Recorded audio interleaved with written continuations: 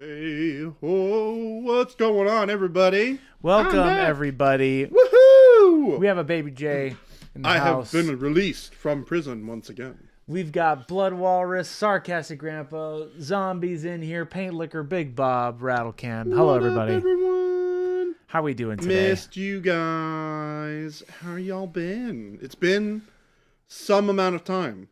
Yeah, I can't tell. It's hard to everybody. tell when the nights and days pass when I'm stuck in Baby J. a basement, chained to a wall. Colonel, welcome in. Oh, Cannibal, you got silver medal in the mail yesterday. Nice. Excellent. Baby J, you look confused like you haven't seen us in years. I mean, I've seen you once since the new year. Yeah, last week. Or about last Friday. It was not last two week. Fridays ago. Yeah, two Fridays ago. 2 weeks ago. Yeah, Baby J's on a new mission. I'm on a mission. He's on a from mission the from hobbies God. of the monuments. All right, Baby J, here we go. What are we doing today? We got a fun thing we're gonna be working on today. We have many of you may remember our wonderful little texture trainer here. If you want to scooch on into that. Yep. So, I painted this. I've been saying we a lot. Hey, it's a collective. I told this to Jason the other day. This is a collective hive mind. I painted this up, or partially painted this up a while ago when I was at UK Games Expo, and then a little bit while I was at Spiel. And I wanted to take the opportunity today to, teach you guys how to do this. The really cool thing about this is there's kind of two things here. The first thing is that the skin tones that we use for my goodness. Hey, it's okay, man. just lay into it. This is a classroom. We're with you. We, the people. Somebody's been deep into answering That's tickets right. for the last couple of days. Family. I've been using the royal we the a lot. royal we. There's nothing wrong with the royal we. I used a bunch of non-traditional skin tone colors when painting this. Yeah. So I think it would be really cool for me to kind of walk through the process of how all of this kind of came together. So what are we gonna do on a grand level with this? Yeah, so we're gonna paint the skin with these non-traditional skin tone colors, and then we're gonna paint some of the other stuff, some of the hair, some of the like little stuff on the bangles and stuff, and the hat, and then we're gonna teach you guys how to do some OSL. So this is gonna be kind of like a 1-2 punch sort of deal. Which OSL kind of workup? Which OSL kind of workup? That's the plan. Yeah. So. I'm excited. It's going to be super fun. We're basically going to do exactly what this is, but just on a new model. Nice. Which is great. Do not reprime that.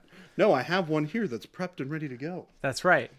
I am also going to put on the glaive for this one. Cannibal's got a chrome primed with color zenithal on it. Nice. Yep. We're gonna be doing a witch workup with a little bit of OSL. So we're gonna re-pick up for where we leave off today. Baby J will be back on Thursday. Tomorrow we have Jason. Today and Thursday we have Baby J. Yay, I'm back. So we'll have a full workup for you. So there are two main colors that I use in this workup. And those colors are Faded Ultramarine and Dark Plum. Nice. These are kind of the core for that kind of weird, kind of faded, desaturated skin tone that has a lot of like richness and warmth, but still kind of got that like weird, cool atmosphere to it. So you can see here that it's basically using that combination of colors and a lot of different balances to kind of hit the bulk of the mid-tone of the skin. Then we're going to add other colors on top of that to highlight, and then we'll do some glazes to shade. And then that's basically it for the skin. It's a very simple recipe for the skin. Okay. Let me put these back real quick. All right, and then we're gonna get started. Could you substitute that faded ultramarine with gray blue? Yeah, you could. It would change the way it looks a little bit. Here, I can show you the difference. Blue burrito. Um, Yeah, he's answering that right now for you. Let's see. Good question, Brutal Burrito. Let me make sure I put these all back in the right spot so I don't get yelled at. Okay, so do we have palette cam now? We do. We have Hey. we have palette cam. All right, so we'll kind of show you that first initial mix. And we start at that 50-50 place for that original mix. And you can see this is kind of like a weird, it's not lavender, but it's kind of like a purpley lavender. Like it veers a little bit more towards that purple range. Mm-hmm. And then if you see, we'll grab a little bit of this and a little bit of this. And the color's just a little bit brighter. And a little bit more blue. So we get a little less of that kind of purple intensity to it. It tends to be a little bit more red and less like deep blue purpley. But it's very similar. And if you used one over the other, you would not be unhappy. I like this mix because it's a little bit more saturated. So we're going to start with this color. And we're just going to throw it on the face. We're just jumping right into this, chat. We are. So most of the face that I'm going to be working on today is going to be this left side. We're going to kind of establish some of our values on the right side of the face, just so that we have kind of the groundwork for our OSL. But most of that's going to incorporate green into the recipe, so we're going to fix that and we're going to finalize all of that on Thursday when we're back. So basically I'm going to use this over the bulk of the face here. For all just tuning in, welcome in. We've got Baby J today. We are doing a Witch and OSL Part 1 workup today. We've got Jason out. Jason will be back tomorrow, and then Baby J will be back with us on Thursday. Mm-hmm. So we're doing a little 2-part mini-series for you. The other thing that I really like to do here, instead of fully base coating the face and then coming back in the next steps to do the shadows, if you want to come back to the palette really quick. Sure. You'll notice that I'm mixing a slightly darker version of that color by adding more of the dark plum. And I use this for the areas that are deeper in shadow. So if we go back here, I'm going to apply this like underneath the eyebrow in the eye socket. And I'm going to kind of blend this together in those areas while I work on this skin tone. And this kind of gets you working in a couple of different values at one time so that you can save time on your initial base coat pass by just kind of laying in those rough sketches of where the values are supposed to be at. Yeah. So this is one of the things that is really common to do when you're trying to paint quickly and efficiently. And it's basically just what we refer to as value sketching. So value, of course, is the descriptor for how bright or how dark something is, right? Yep. On the model. So a darker value is going to be a darker color. A brighter value is going to be a brighter color. And so value sketching is basically sketching a model with multiple values of paints as your base coat, right? So you're sketching on the values roughly onto the model while you're in the kind of initial steps of painting. And you'll see, I'll go back to the palette cam here really quick, that I'm adding a brighter color here, which is more of the faded ultramarine. So we kind of have the like 50-50 mix, let's say like a 75 dark plum, 25 faded ultramarine, and then the reverse. So 75% faded ultramarine, 25% dark plum is kind of the rule of thumb when I'm doing this sort of thing. And then you'll see, even while it's still wet, I'm just kind of quickly building in that brighter color.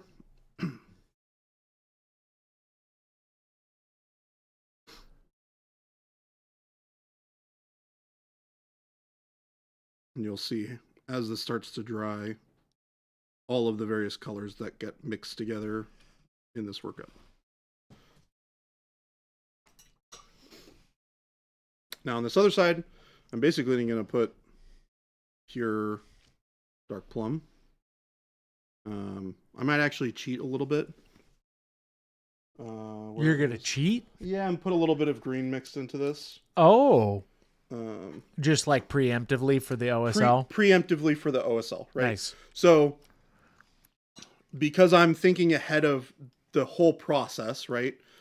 If I'm starting to paint the face and I'm starting to lay in foundation colors, the side of the face that's going to be exposed to the OSL is going to have a lot more saturation of that source light color, right?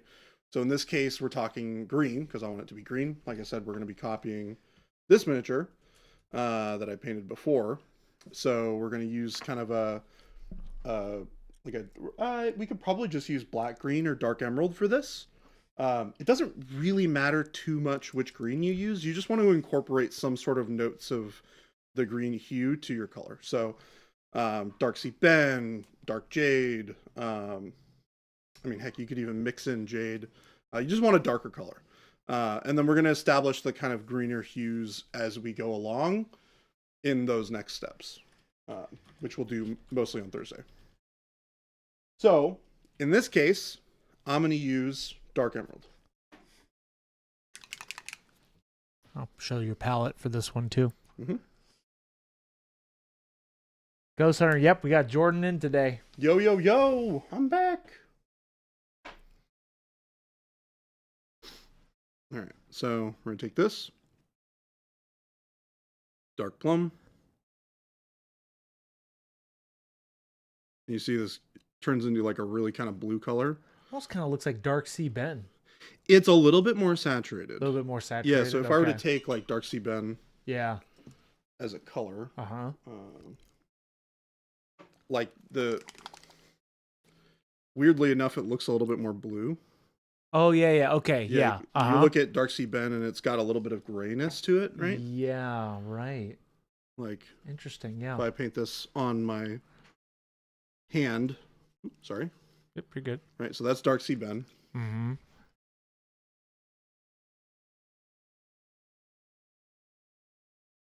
Nice. And then this is the color that we just made. Nice. Cool. So you can see the difference there, right? See how much more rich and saturated that second color is? Mm-hmm. I want that because the glow is going to be super saturated. Right.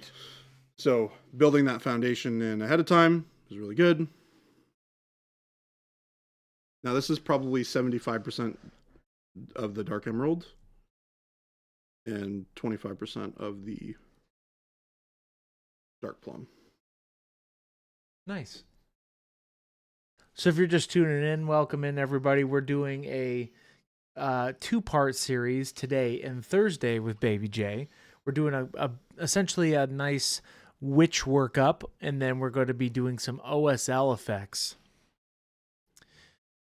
D-Fresh, would you recommend the wet palette if you like blending colors? I tend to lean to the dry palette to get painting done faster, but I notice I like to mix colors.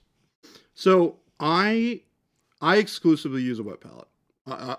Sometimes I will use a dry palette if I'm just like base coating some stuff. But generally, because I do a lot of like micro blends and small mixes, having the wet palette works for me really well because I can keep those mixes active for a longer period of time. Which is super helpful for the way that I like to paint. Your mileage may vary here, right? If you like to use single colors, Jason is one of the people who generally uses more solid block colors than I do. He does mix, he just mixes less than I do. I mix, everything is a micro little blend for me. I mix things all the time. So, because I want a very specific hue, and I want little subtleties in my blends, and I want little subtleties of like hue shifts that are like in addition to that. And those require more blending on the palette. So I tend to work with a wet palette a lot more. Welcome in, everybody. If you're tuning in, Mo, I see Mo in here. We got Slayer Street. Welcome in, everybody. We are doing a witchy workup with some OSL on Thursday, but we're kind of establishing the base today. Yeah, you don't want to start working on OSL until you have a little bit more of the model sort of painted. So it's really important that you establish a really nice foundation of the kind of core colors that you want to work on before spending a bunch of time working on the OSL. But like I said, we're just kind of build a little bit of a base for the skin on the right side of the face here, so that we can kind of work in that OSL later. So that's probably as much as I'll do on that side. For this side though, we got plenty of time and plenty of things to work on. So now that we've kind of let that established value sketch dry, I'm going to start adding even more of the faded ultramarine. Almost up to pure ultramarine, or pure faded ultramarine, excuse me. And I'm going to start kind of building up these highlights from a direction kind of like the light is coming from here. Like basically directly from the camera's perspective.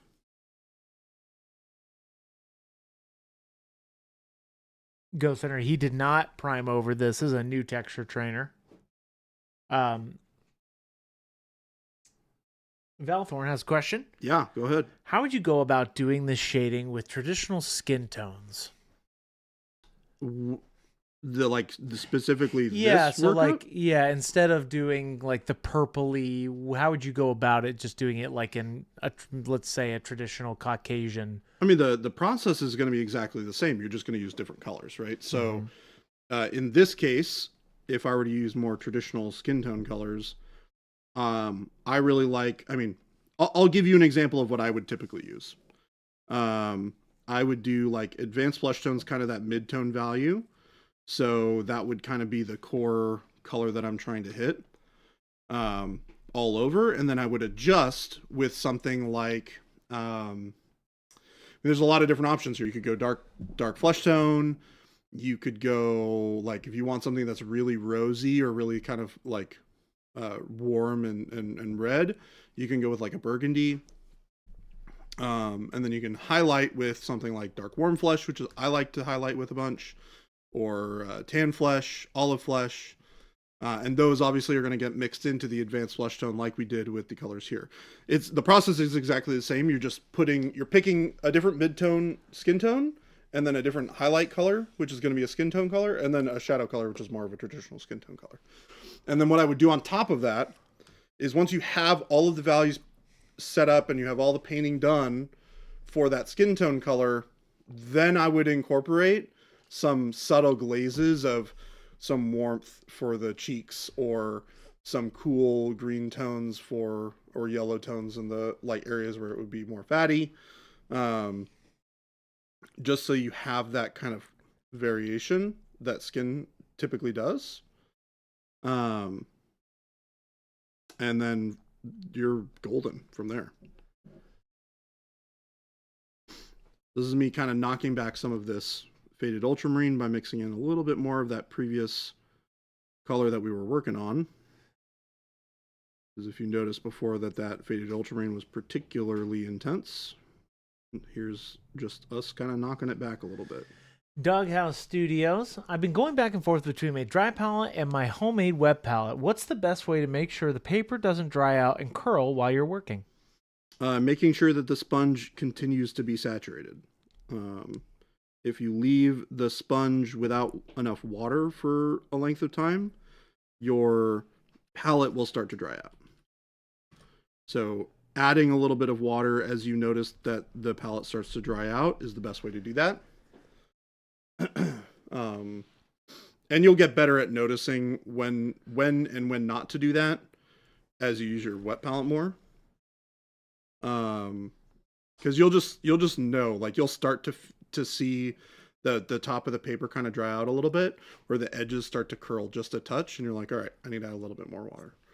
But also you can tell by how the paint feels, right? If the paint starts to feel a little bit thicker, it's not quite as loose and easy to work with, then you know that you probably need to add a little bit more water to the palette. Same deal.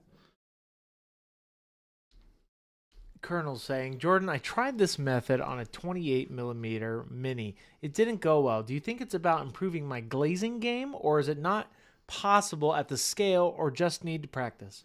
I mean, I think a lot of these things are practice, right? When it comes to this sort of technique, like what we're doing is we're basically doing like value sketching, right? And that can be done on any scale of model at all. Because basically it's just establishing your bright colors and your dark colors at the same time instead of doing like a full layer of your shadow color and then your midtone and then your highlight on top of that. You're just kind of like, here's a block where my bright color is going to go, here's a block where my dark color is going to go, and then here's where my highlight is going to go. And then you sort of like blend between them, or you glaze between them, right? So if your understanding of where the light goes is strong, those initial areas of light and shadow will be correct. And then the question is just getting your mixtures of colors between those to look correct. And have the right like value and hue to blend all those colors together. And you can do that by mixing colors and layering, which is what I'm doing right now, or you can do that by glazing. Glazing will take a little bit longer because the shift in color and value is going to take longer to build that gradient with just glazes. But you can start with layering and then do glazes at the end to get a really nice smooth finish. But at least at the start, just block in the colors. You don't have to blend them at all. You can literally just go, here's my area of midtone, here's my area of highlight, here's my area of shadow. That's it. And then you go from there, you go, okay, now that I've established kind of where those brightest highlights are, now I'm going to start kind of bringing down the areas on the edges of those so that they blend appropriately over the curvature and the topography of the skin, as it were, right? So here's kind of an example of where we are right now. So now we want to incorporate a little bit more of these like more traditional skin colors. So how do we do that? We're going to take our dark plum ultramarine mixture. We're going to add a skin tone color to it. Oh. Or what I did in the other one is I added, oh, not bright pale yellow. Sorry, just pale yellow. I just grabbed the first thing that looked like pale yellow. We're going to use pale yellow. Okay. So what this is going to do, this is going to desaturate the warmth of the dark plum and turn it into kind of like a gray.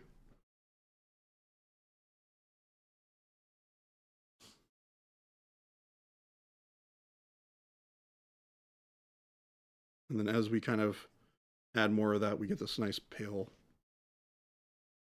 kind of fleshy color. It's still a little bit awkward, but the idea is we're painting this kind of in a weird environment, right?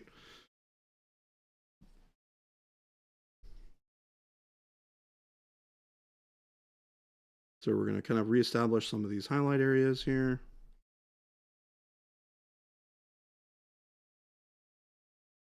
And we're making small adjustments to the hue to get it to feel more like skin tone. And you can imagine that this is sort of like maybe a nighttime like picture of this character, or that she's like in a cellar or something like that, and there's just a little bit of like cool light coming in.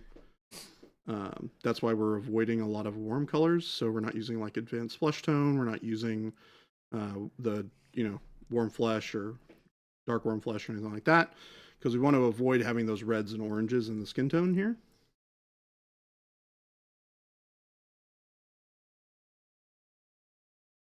Welcome in, everybody, for tuning in. We have Baby J today. Jason has a meeting, and Jason will be back tomorrow. But Baby J will be back with us on Thursday. So we're doing a 2-part series here on a witch workup, doing the skin and such today, along with some of the other accessories. And then we're going to be working into an OSL workup on Thursday. So definitely stay tuned for that. But if you're just hopping in, welcome in. And you can see I'm adding a little bit of this warmth here by just mixing in the pale yellow with the dark plum. So this is kind of like a cool example of how you can take 3 different colors and use them to create a whole host of different hues and values within the color palette. It's kind of interesting because it's almost like a limited color palette, but it works so well with these particular colors that you really get a lot of work out of them.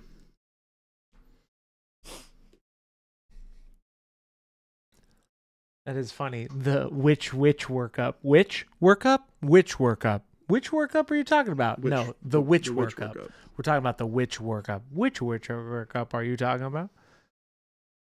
Colonel, I don't have any big models, but I might need to pick up a texture trainer. Yeah, definitely. This is a great example of testing things out. I definitely have a couple texture trainers I keep off to the side, like when I want to just see what a color will do before I, slap it on the model. That's what they're for. Well, it's really interesting, right? Because this is probably the most in-depth explanation of how I typically paint that we've ever done, right? I'm a very exploratory painter, which means that I have like a general idea of I build an image in my mind, or I build an image in my mind of what I want the finished product to look like. And then what I'm doing is I'm finding small mixes and small adjustments to those mixes to get the colors to appear on the model like they appear in my head. And some of it is going, oh, I have too much ultramarine in this, or faded ultramarine in this. I need to add a little bit more warmth so it feels like skin instead of like blue, right? So you'll notice that I added a little bit of that bright pale yellow, and then we're kind of knocking that blue back down, and we're bringing out more of these kind of pale skin tone colors.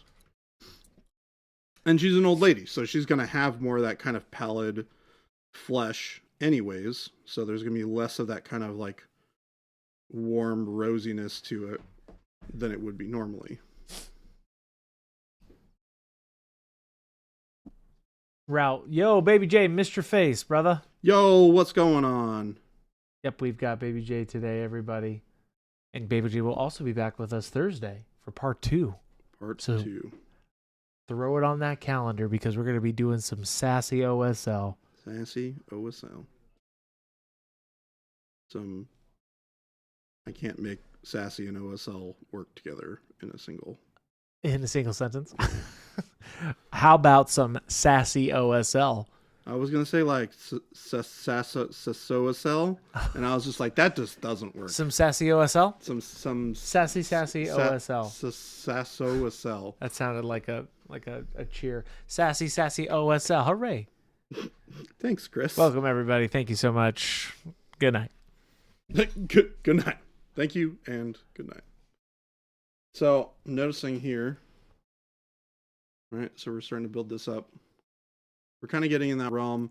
This has a little bit more warmth to it. So, if I take a closer look, I'm seeing that we have more of that kind of dark plum coming through, and it's very very pale.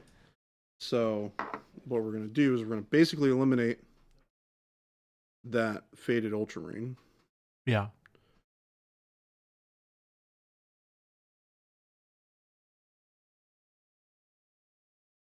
And we're going to mix more of the faded plum. And we're going to incorporate more of that here.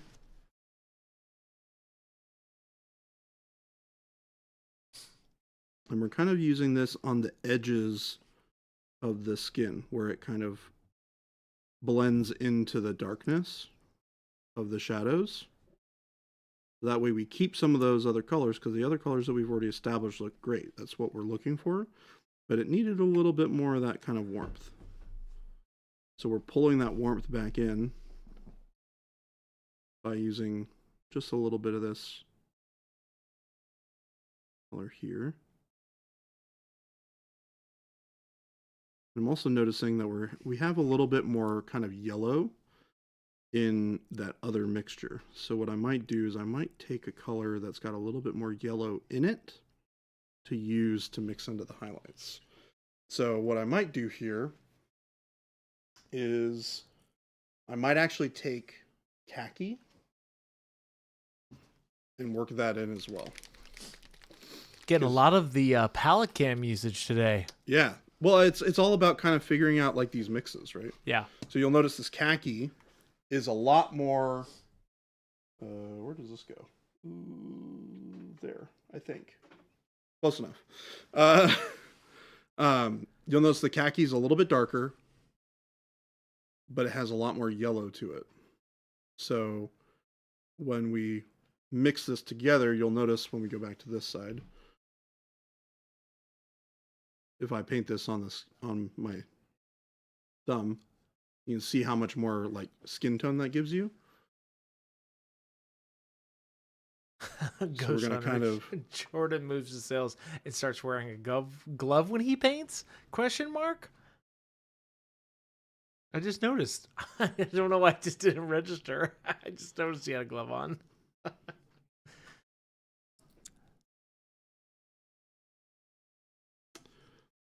So there adds a little bit of that kind of warmth that we were talking about, right? I want to add this in kind of the areas where you'd get a little bit more of that kind of yellowiness up into the eyebrows.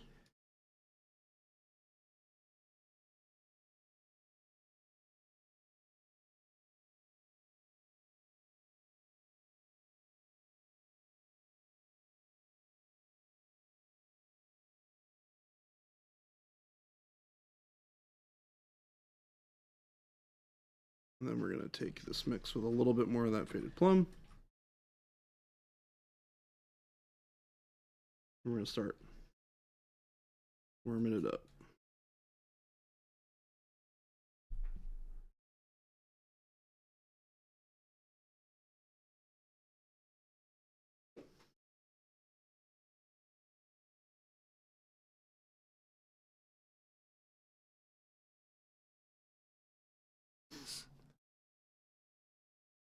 And this process definitely takes some time. This is kind of that like I said, that discovery process where you're making small adjustments, looking at it, making some more small adjustments.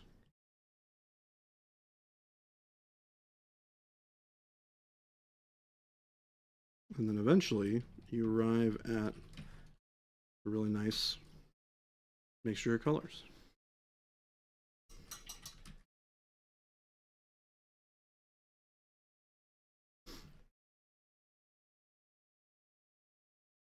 We're going to use almost pure khaki here.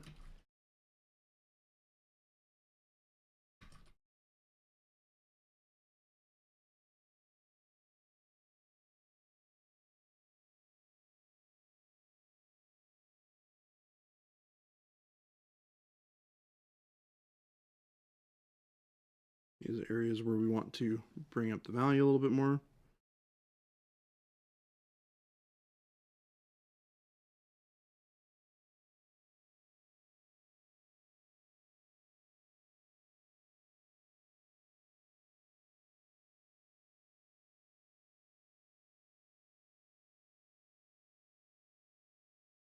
I'm kind of using these like almost textured hash marks on the skin. And the plan here is I'm going to do a little bit of glazing over the top of this. Hmm.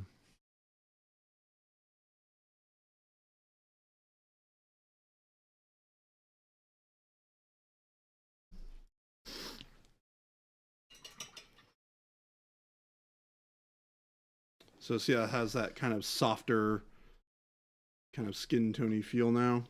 And then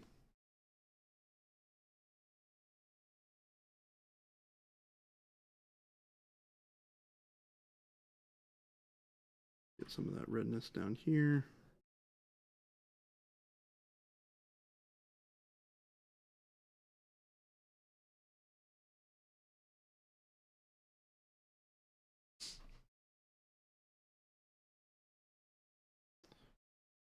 And then I'm going to also hit the other side of the nose here. So we want this to kind of like fade from one side to the other. Yeah. and be as abrupt as we can make it without it feeling like I just drew a straight line. Because you want that kind of color to go from bright to dark pretty quickly, but not so quickly that it looks jarring.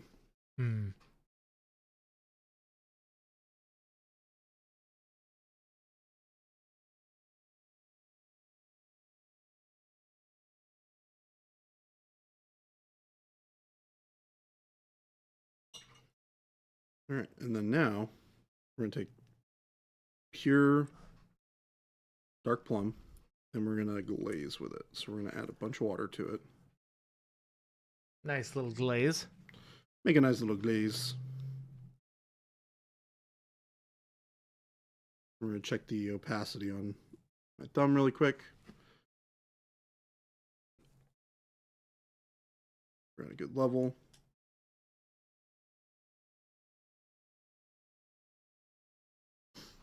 And then we're going to take this and we're going to slap it on those areas of deep shadow.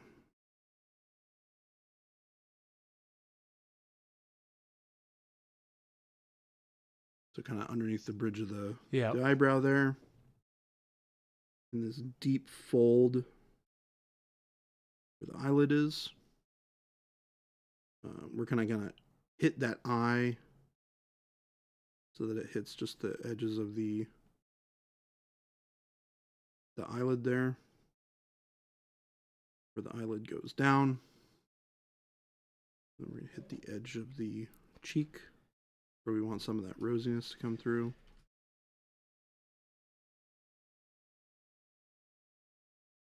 In the temple, I really like to add a little bit of warmth to the temple as well.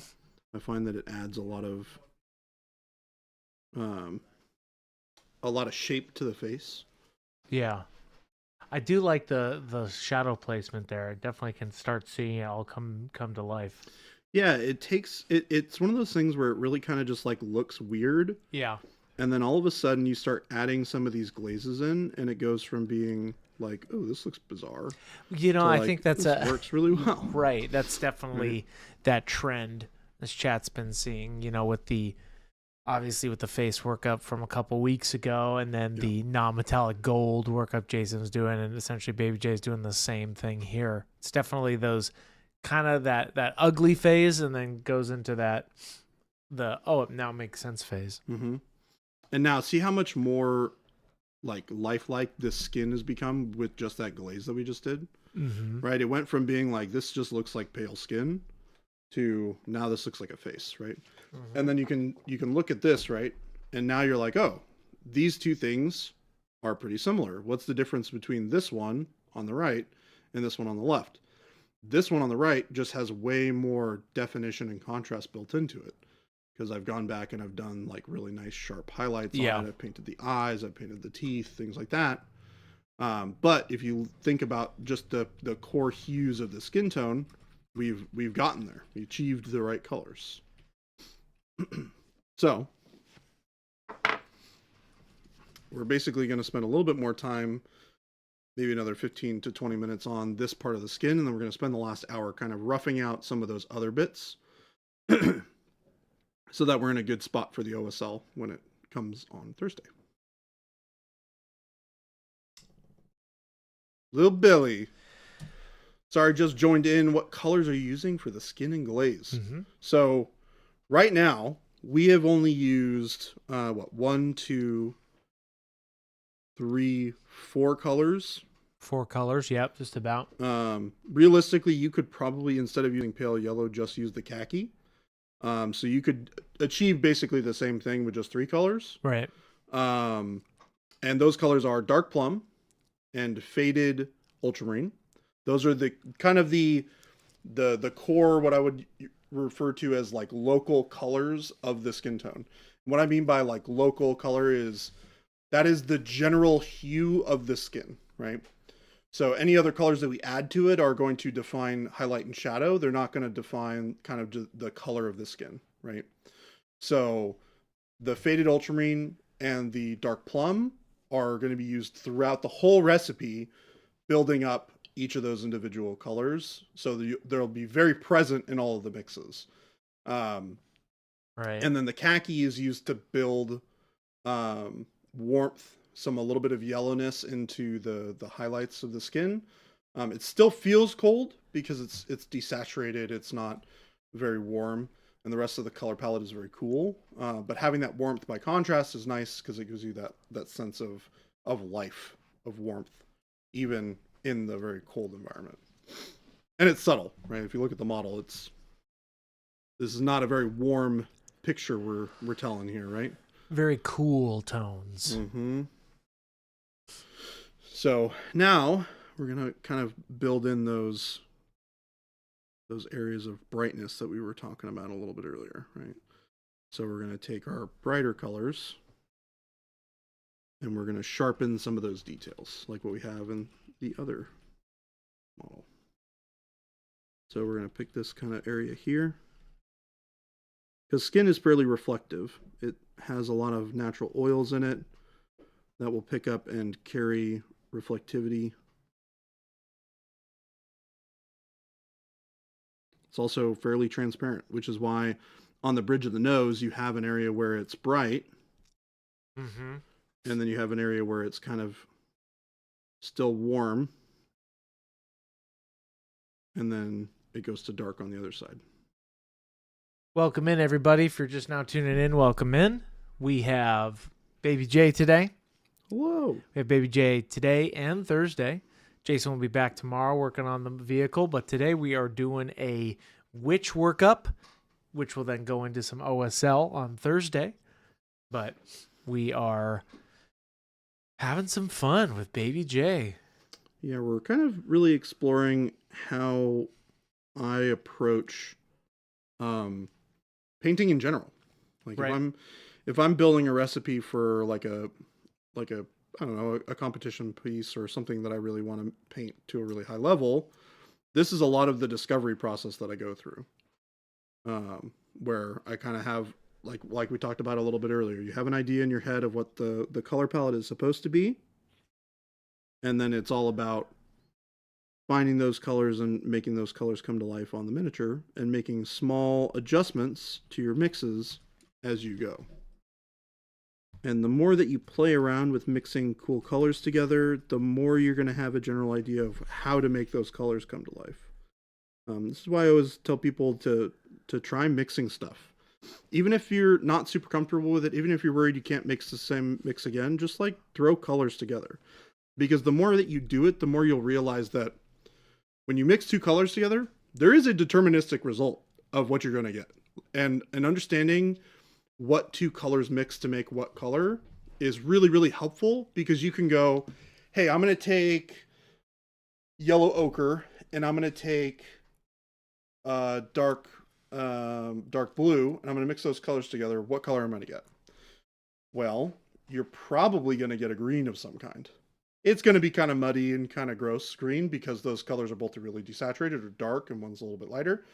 But the resulting color is going to be green. I mean, here, I'll even show you guys, right?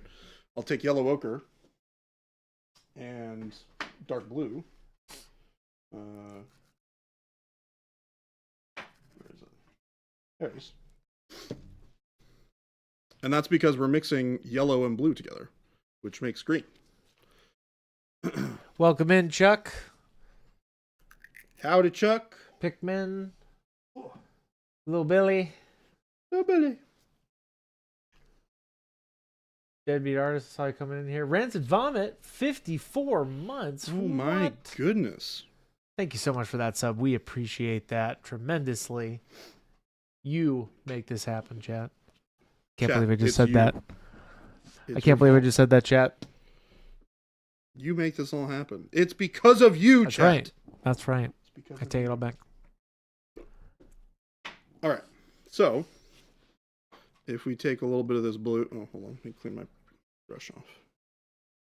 So we take yellow ochre. We take blue. And we mix them together. And we get a really muddy green. Ooh. I like that. Right? It's almost kind of like it's like a really dark version of faded green. Almost. So if you switch it back over to the yeah. the model came. Uh-huh. So that's the color that we just made. Interesting. What color would you compare that to in our line? I'm trying to even think. It's kind of in the realm of like yellow green, dark yellow green. Yeah. But it's Yeah. somewhere in the realm of like camo too. Dark yellow green, but maybe like a little desaturated. Yeah. Nice. Great color.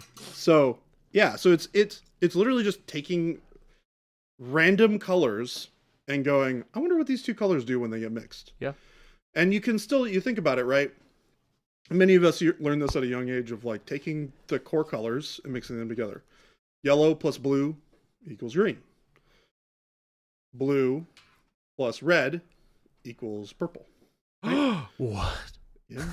Yes. Chat, if you're hearing this for the first time, welcome. And then if you take yellow plus red, you get green. Or not green. Orange. Jeez. Orange, that's it. But the same is true when you're taking any color. When you're taking the like primary mixing colors. If you're talking about yellow, cyan, and magenta, yeah, you can make red by mixing magenta and yellow together. Yep. And you can make kind of a lavendery purple color by mixing cyan and magenta together. And so figuring out what those color mixes look like, and then also figuring out what white and black and other desaturated colors will do when you mix all those together, starts to inform all of your information about like what you're going to get when you mix these colors together. Rogue Hobby Signature Set has entered the chat. That's funny. Yes. Her set has a lot of beautiful primary colors like that. Here's a good one from Clarkatron. Can you explain a bit of the color theory behind base coating with complementary colors like purple/magenta base for green orcs? Yeah, I mean, the colors look nice together, right? So they feel like a natural complement to one another when you see them next to each other.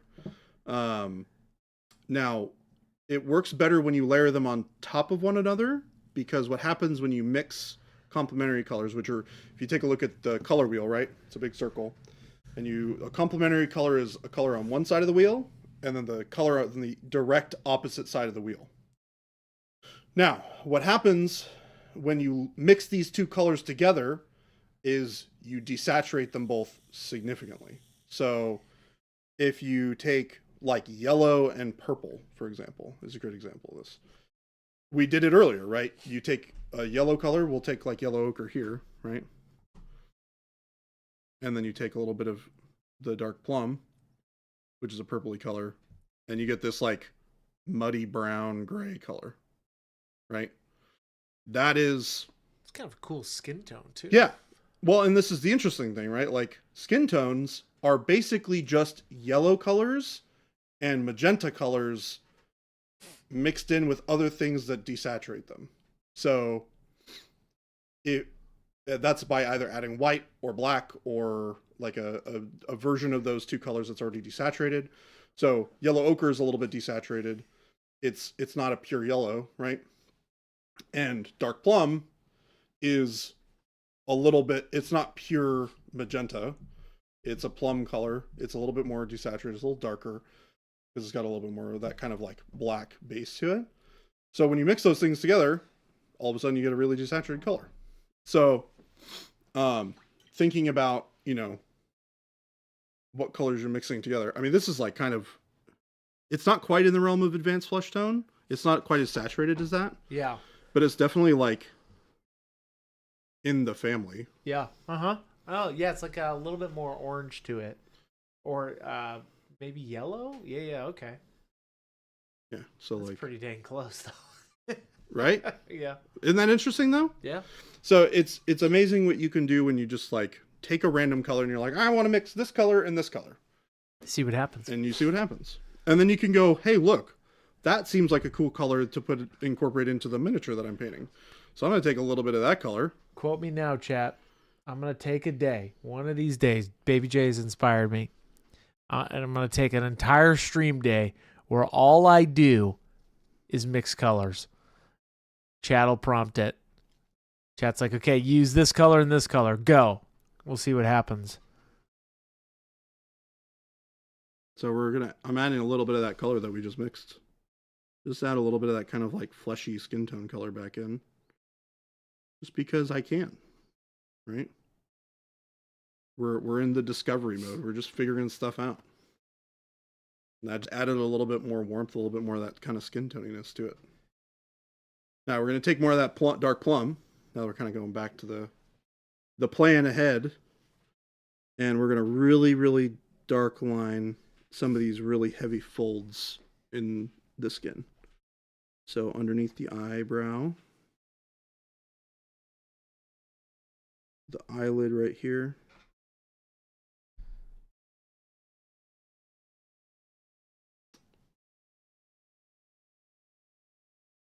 We're going to go here where the eyeball is. Underneath this area of the nose right here. Swifty Bear, thank you so much for that resub. 3 months. Nice. Thank you so much. Definitely appreciate you.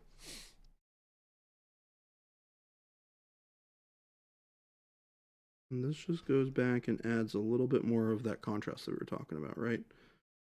That sharpening of the detail that really helps define all those details.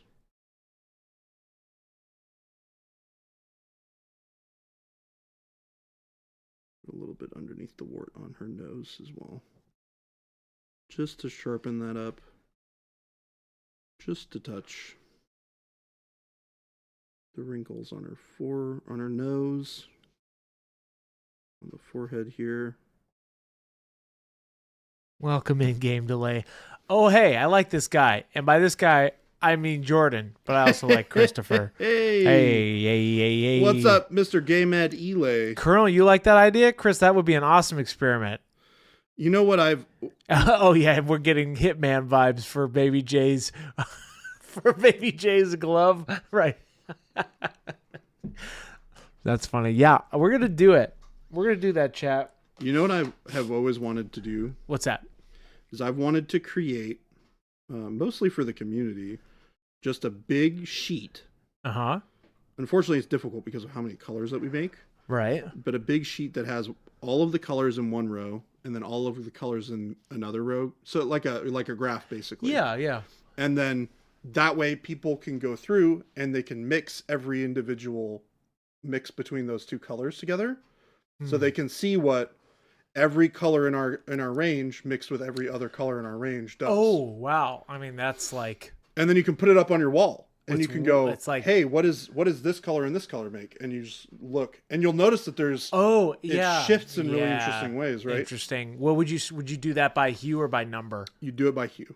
By hue, yeah. Because then it would actually, it would make sense as because it'd be like whatever our... Yeah, I'm thinking of the math behind that now. That would be it's a lot. Cool. It's a very, very big worksheet, unfortunately. Little Billy, I would pay handsomely for that. Could be a good idea. Yeah, the problem with that idea is that it'd be pretty big. It would be very large. Because then that's just a 1-to-1. I mean, that's a 1-to-1. Yeah.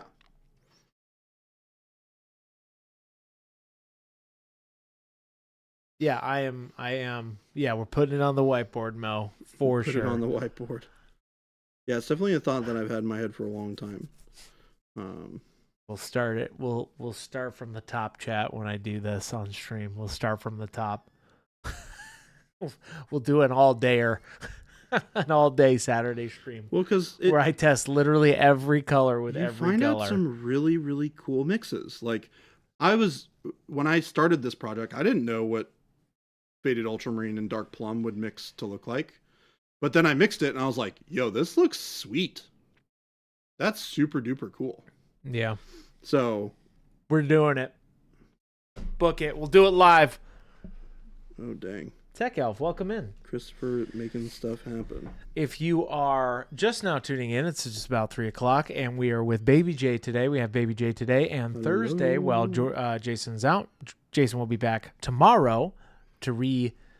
pick up on the decals and the emblems on the tank. And today we're doing a 2-part series of a witch with some OSL.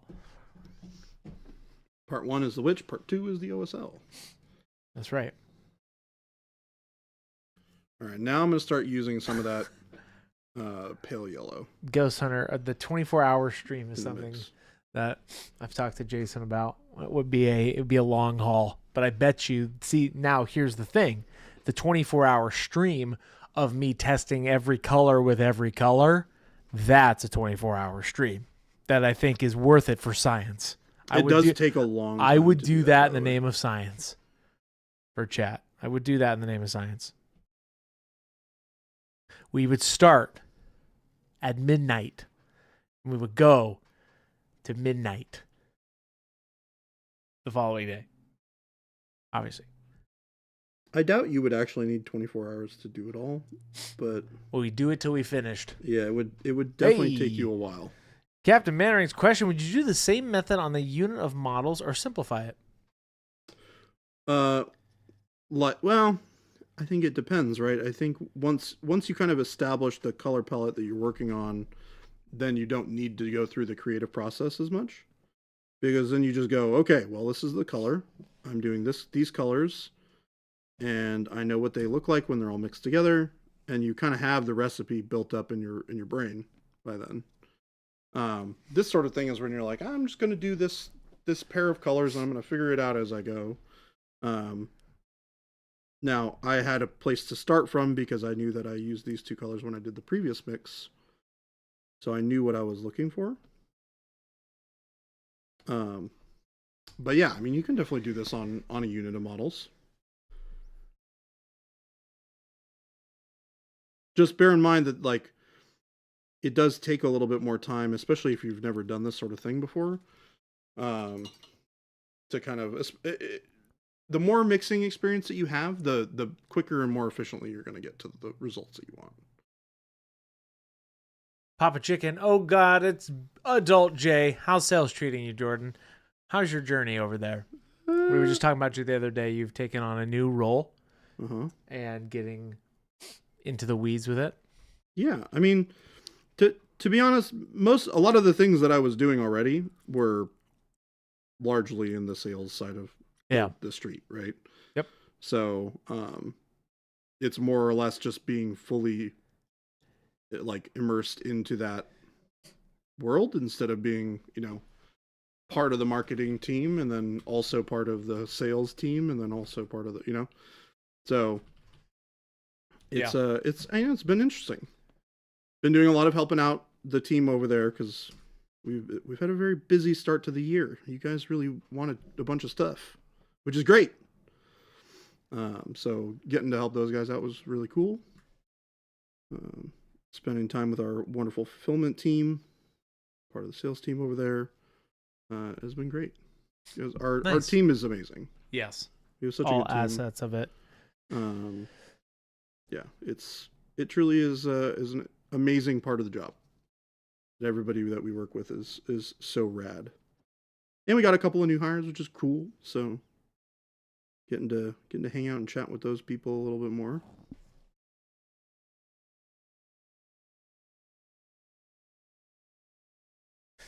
Mr. Blue, there are 8,001 ways to pairwise mix all 127 colors. Mm-hmm. We're going to do it, Oh my chat. gosh. Oh, 8,000 ways. Yeah, I mean, it's 121 How fun times would that 121 or whatever. How fun would that be, chat? First one, I'd start with cold black, bold titanium white. Here we go. Now, Let it begin. Now, here's the real thing. Do I also incorporate the texture paints as well? I mean, you could. That's a decision you're allowed to make, Christopher. Mr. Max Sushi himself making the decisions, figuring it out. How many Caprasons does the sales team go my through in a Caprason. day? My Capricide. Mr. Blue. So that is a 24-hour stream. You need to mix one. Oh, Mr. Blue with the math. So to do that in a 24-hour stream, you need to do one mix every 10.8 seconds. Are you serious? Oh my. Oh This my is a gosh. 48-hour stream. Oh. So never mind. We're doing. You know what? I would do it until I got tired. We could do a special series. I'll talk to Jason. Maybe he'll let me do that. I would totally do that for like 8 hours. Rather than doing every pair, it'd be like a random thing. I'd maybe have like chat vote on the next pair or like have people throw out a color. I would just randomly pick it and just go for it. I like that plan. All right. We're kind of blocking in some of this color on this side of the face.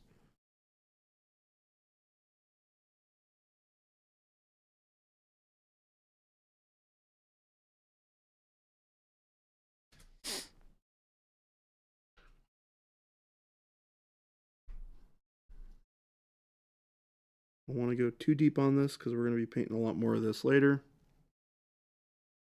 Nice. I can start to see where that OSL is going to be. Yep. Because what we can also do is we can kind of really push the brightness in that area.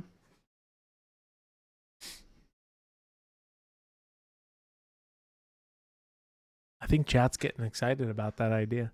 If you skip metallics, you'd be up to time of 12 seconds. Okay. You're getting that time back.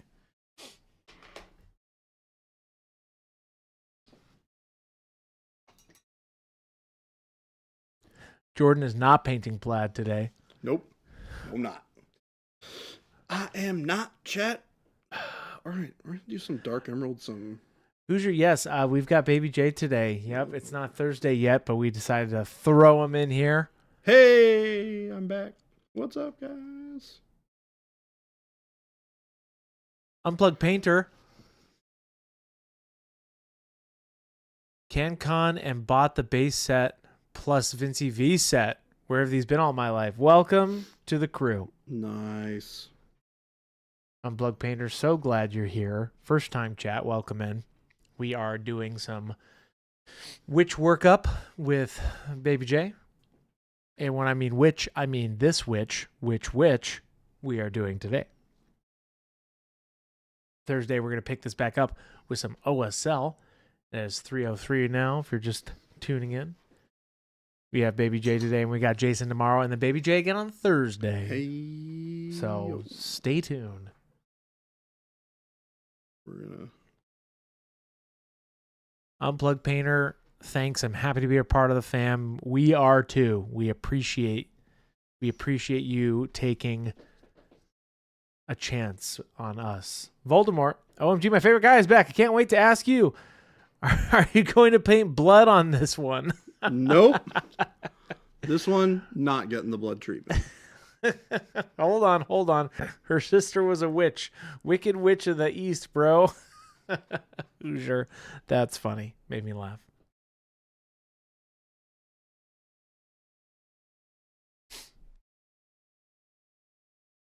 Chat, we're going to have a mixing day. Get ready. You can tell I'm getting that Christopher excited. is super excited about this plan We're going to have a mixing day. because he's talking about it a bunch. He's That's like right. hyping himself up. I'm hyped up. Chat, You guys can tell. I'm going to start blowing everybody's mind. It'll be great. Gonna be great. It's gonna be awesome. Brutal burrito. Does this texture trainer weigh the same as a duck? Scientifically, yes. Who are you so wise in the ways of science, Brutal burrito?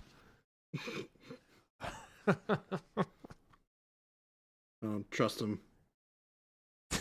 Oh my gosh. Trust him.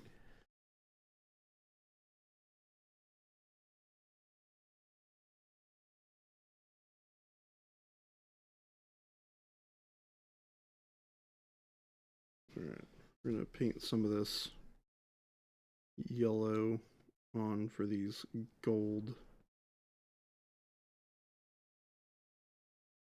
bangles. Do these non-metallic metal. Just sketching a little bit of the color on these guys.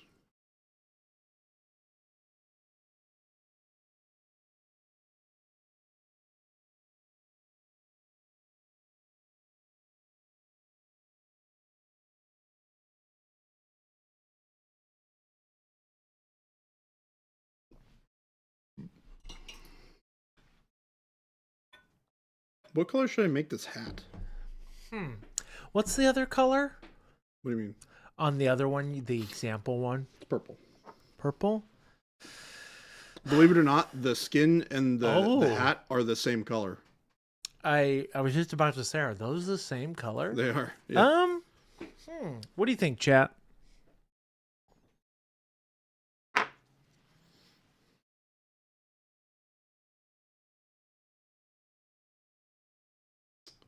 We could say red and then get them really confused when we do stuff tomorrow or on Thursday. They'd be so confused.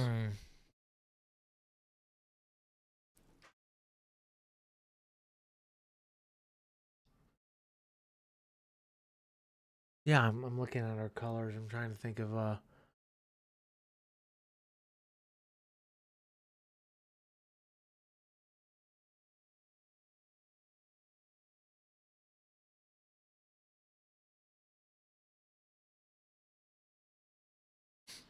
yeah, I have to think about it.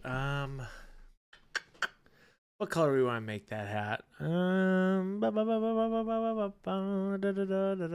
Since you have, you can make it dark hot pink. No, I don't think we're gonna do that. I liked the purple. I like the purple color. Dark hot plaid. There you go. Bud says burlap. Plaid. Burlap sack. Burlap? You could do like a brown, like a dark brown, I think would actually look really good. Like a dark, warmish brown. I like dark brown. That's a good suggestion. Like maybe a borderline leather. I like the idea of the leather. Man Bull Moose, good evening, welcome in. Man Bull Moose. I love that name. Man Bull Moose. Not to be confused with the Bull Man Moose of the upper Canadian regions of Canada.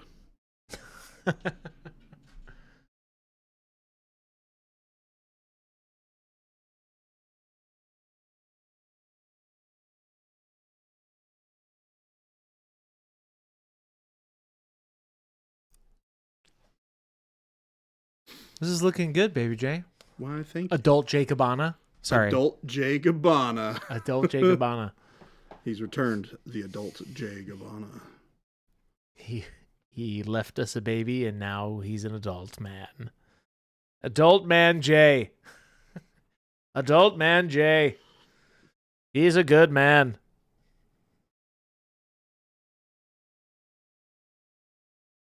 What he could do for you. Adult Jay. You all right over there, Chris? Sorry, I'm channeling my inner JFK. Adult Jay Cabana's going to pay for you, and he's going to do it right, and he's going to do it first. Oh, my goodness, chat. What am I going to do with you? Oh, gosh. Chris. Are you sure he's an adult? I'm putting a baby in a man. I'm betting on a baby in a man suit. No, this is an adult man. This is adult Jay Cabana. Adult Jay Cabana. Ghost Center. Where's Mama Masucci when we need her? I guess so. She's a good lady. Coming in here to chat. Having a good time.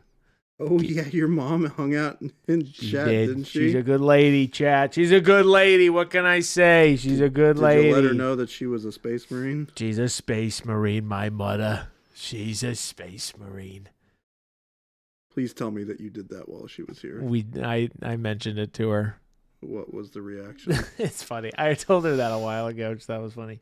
She's like, "What's a space marine?" And I had to explain to my mother what a space marine was. Sorry, I do have a little too much caffeine in between these little metal bits and pieces he's painting right now. Ask not, Adult J can paint for you, but what you can paint for Adult J. Yeah. What can you guys paint for me, huh? Huh? Little Billy, 100 points to Little Billy for that because the points aren't real. Because now this is whose line is it anyway? Sorry, I'm losing it, chat. I'm losing my mind. Chris is really on one I'm losing today. my mind. I just have this JFK voice stuck in my head. Ask not what Adult J can paint for you, but what you can paint for Adult J. That's funny. We have painted for Adult J for the monthly challenge for that is correct. Not enough. It's not enough. Oh, you must. Colonel, yeah, she's a cool lady. She's a good lady. Chris's inner monologue while at work. Yeah, you don't even want to know. You have no idea. Constantly. You have Constantly on a roll. Idea. The scores only matter during the month review stream. That's right. And to be honest, you guys do the Discord challenges for yourself. You don't do them. Whoa. I like how Baby J just got shady there, dude. Shady? What do you mean? Out of all your moms, Chris, which good lady is your favorite? Oh my gosh. She's a good lady. Fought well for her country. And put a man on the moon.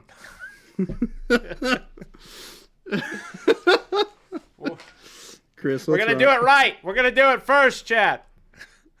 Good thing there's a noise gate on this chat. Otherwise, it would have just blown out your eardrums. You hit my eardrums pretty good. Deadbeat. Okay, coffee's done. Time for vacuuming. Nice, Deadbeat. That's good. It's a good sign. Oh my gosh, Coffee's done. I got a coffee machine the other day. For my home. Hooja, put the coffee down. I had a little coffee today. Just a little bit. Oh, you got a coffee maker. I did. Oh, you did, huh? Myself with noise. What kind did you get? Coffee machine. No free pub. I don't want to hear it. Huh?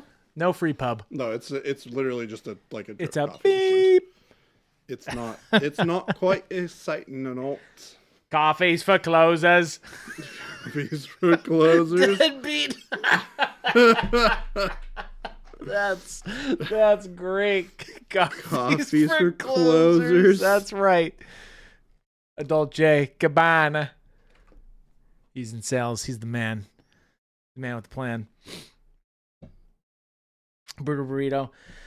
How do you like your coffee? I'm a black cold brew fan. Brewer Burrito, that is how I drink my coffee. Black and dark and cold of brew. That's how I drink it. That's exactly how I drink a Burger Burrito.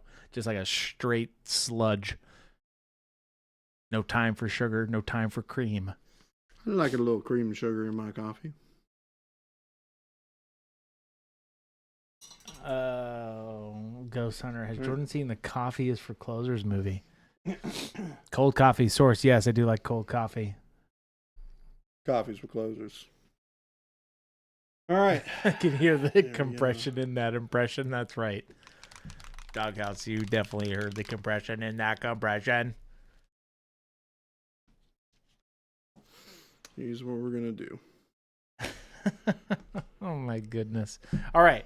Hey, chat, let's focus. Where are we at? Oh, and he whips the blue out. What's this color, Jordan? This is dark blue. This is straight up. Dark blue. We're doing denim on this. Nope. No denim? The denim cap? Nope. Just beware. Beware and be prepared. This is not what you're expecting it to be. This is not what we're expecting it to be. We're expecting Adult J to paint for us so that he can paint for we. Can we do a full denim Space Marine next? Mr. Blue. That would be silly.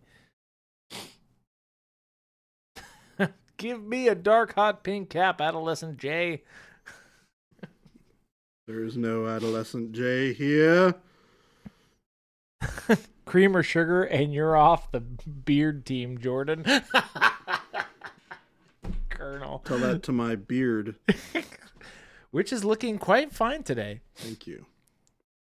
It just Baby J's grows. well groomed. It just grows like this. It does. It just A subtle brag from adult J Cabana. subtle it just brag. naturally grows like this. Compared to Chris, our painter is Silent J. I am I'm Silent J. I'll calm myself down. The in between steps are when I get to give you a hard time, chat. So what are you doing here, Jordan? So you guys wanted leather. Ooh, you're doing a leather? You're getting leather. Oh. Can you come up a little bit? There it is. Your face can come up a little bit. Mayo Home YouTube's got a question. I'm trying to learn how to paint non-metallic metal steel for a sword or dagger. Does Baby J have a favorite non-metallic steel recipe? Yeah. I've got one. Well, we're waiting. Well, tell us, Mr. J. Let's see here. I mean, there's a lot of different ways you can go about this. I'll make one up right now. I would go with Wizard's butt, and Wizard's butt. Oh, boo. I'm just kidding. Okay, so it kind of depends, right?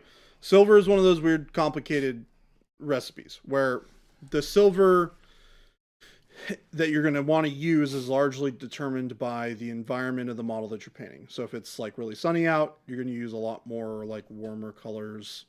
If you're in a desert, the color of the sword is going to be different than it would be if you were in a forest. You're going to use less greens in the desert. You're going to use more greens in the forest.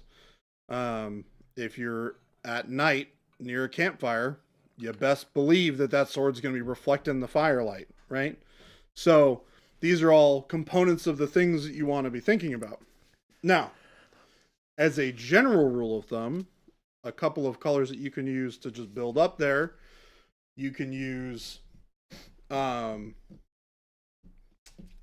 see here. Let's go with, I happen to like, I'm not going to use Payne's Gray because I know Jason likes Payne's Gray. So we're going to go in a weird direction. We're going to go Dark Sea Ben. Brown gray, pale yellow. Wow. You heard it here, folks. Yeah, right there. Right there, chat. Right there. He's gonna use. You said Dark Sea Ben? Yeah, I mean, Dark basically, Sea Ben. any color you can basically use any colors to make steel. You really? I'm sorry. You said you can make any colors to make steel. Yeah. Interesting. So, chat, 3 layers of bold titanium white. That's only one color. But it's 3 if you look at it from 3 separate angles. That's inaccurate. He's lying to you, chat. Oh. The man. So explain what you're doing here. Mayo, I'm glad that worked out for you. Tell us what you're doing here with this leather workup. Right. So leather uses a lot of browns. Uh-huh. Most browns are generally in the warm spectrum of the color wheel. I wanted something that's going to be a little bit cooler, so I undercoated the color with cooler colors. So that way, when I paint on the leather color, it feels less weird. Oh, okay. It feels less weird. Yeah. Interesting. Basically, when you incorporate the shadow color or the local like environmental color into something like the leather or the face or the clothing. Like it really helps tie all the miniature together. If I had painted this like I would have painted like regular leather, it would look super weird. Like it would look really, really, really weird. Because I would normally use like yellow ochre and some other like brown colors that are really nice and saturated and have a nice bit of intensity to them. That's not appropriate when you're looking for leather in a cool environment, right? It's going to be darker. It's going to have less saturation to it. It's got less warmth to it. So incorporating the knowledge of those things into the colors that you're using to replicate the leather makes it feel less out of place. And like an example, right, is I'm going to take dark umber.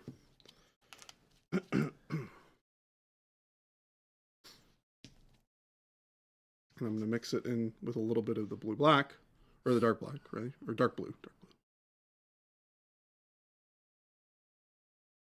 At maybe 3 parts dark umber to 1 part dark blue. So we have this nice kind of like cool brown. And we're really going to push that into the shadows.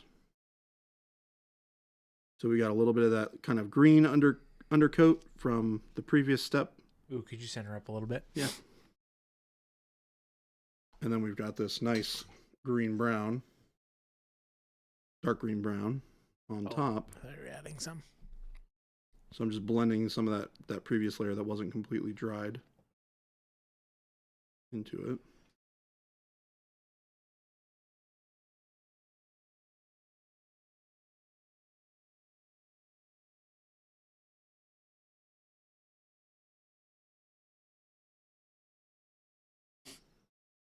And then can you actually show us that one more time on the palette, Jordan? Yeah.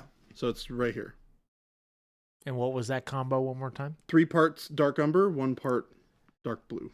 Nice. There you go, bud. I think that answered your question there.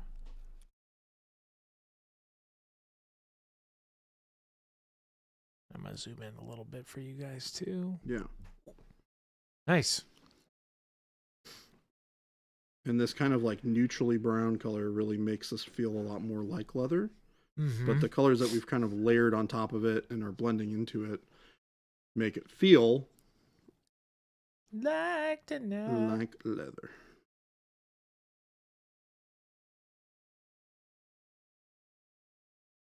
The other thing I got to try and be cognizant of is that we're going to have this reflective light coming on this side of the face, right?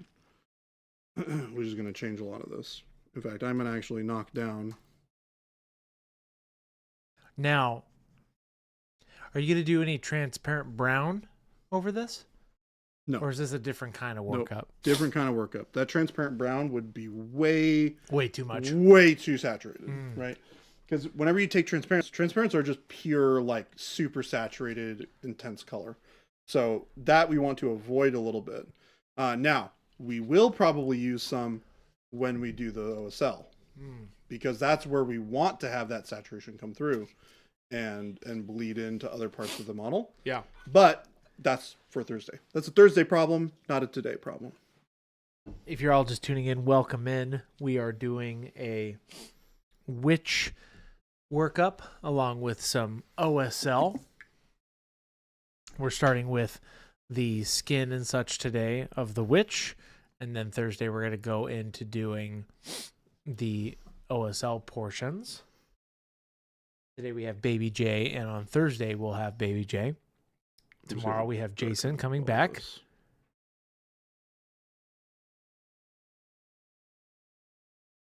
We'll do all of this part first, essentially. Yeah, we'll do that next time we're here. A little bit watching the color. This come alive has been cool. Nice. I'm glad you're finding it. Yeah, you can start to see where the OSL will be. And what's the potion essentially is that little skull. Is that where the light is going to come from? Yep. Nice. Yeah, so we'll base coat that towards the end of stream here, so that we can give you an idea of where all of that's coming from. Right. In fact, it can help a lot of you guys to do it first, if you start with that initial step, a lot of the time it can give you a better kind of guideline of where your light source is coming from. Colonel has a question, which kind of can also, Colonel, I'll answer it too with Jordan. Question, Jordan, if you're doing a more undead look at to the witch, would you use transparent blue, or if there was one, a transparent gray? He did a very similar one in a short not too long ago. I did. But Baby J, do you want to explain that a little bit? Yeah. So, when you're looking at undead skin, you want to use a lot less like warm tones, like reds and things like that. Yeah. You want to stick to blues, you want to stick to greens, you want to stick to purples, things like that. And stay away from the violets and the plums and the reds. Like the more of that red that exists in that color palette, the less undead it looks. That's why we were using dark plum instead of like a purple color. Nice.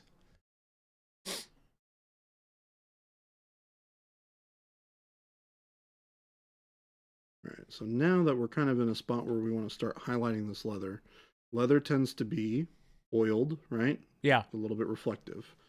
So we want A little bit the shiny finish to be shiny on this and to read like a leather cap.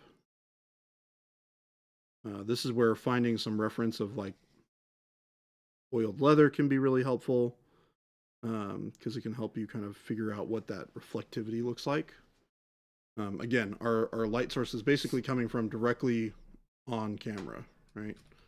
So we want this brightest part to be here. So what we're going to do is we're going to take Faded Ultramarine, because it's that cool color. We're going to mix it into the green, or the dark green brown. And we're going to start incorporating that into the highlights here.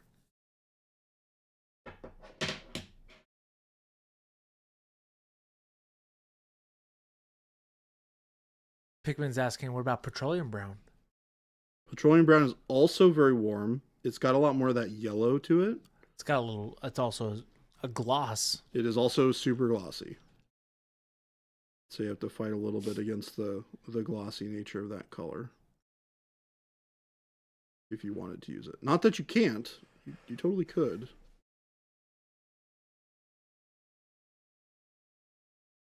And see, just even that like blocky highlight that I just put in really gives you that sense of reflectivity, right?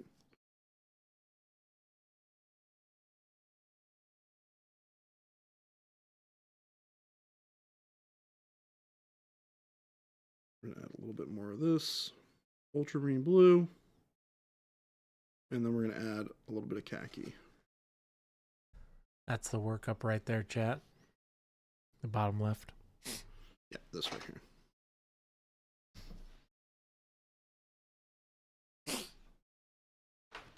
Push this up a little bit.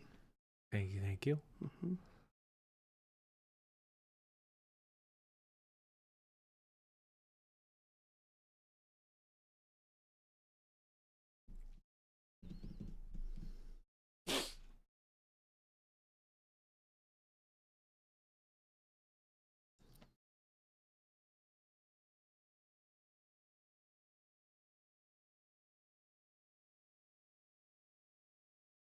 And we want this to be bright, but we don't want this to be as bright as the metallic next to it. So you'll notice we're going to bring this up to be fairly bright, but not as bright.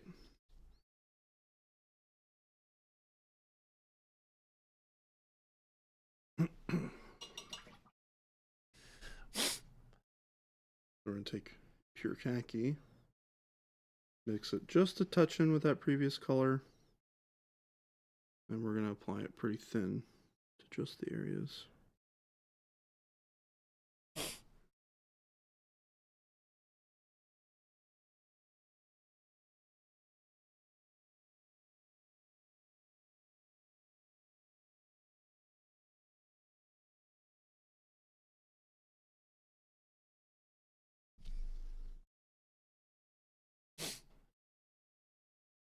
And you can see I'm kind of using my thumb to diffuse some of that light, that brightness out, so it doesn't dry super stark.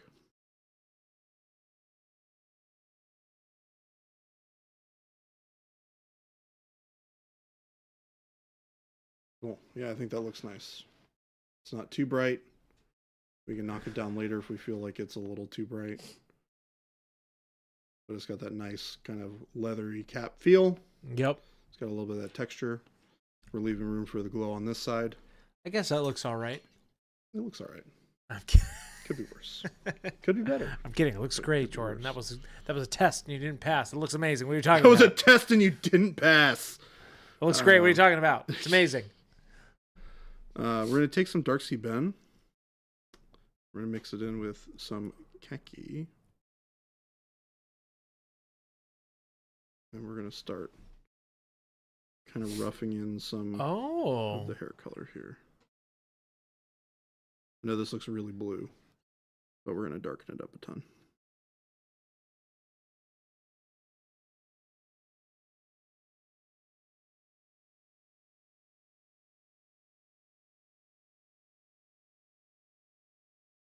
Saber, welcome in. If you're all just tuning in, we are doing a witch workup. Where's our coal black? Alongside a black. little bit of OSL Thursday. Today we got Baby J in the house. Tomorrow we will have Jason back. And Thursday we will have Baby J back as well.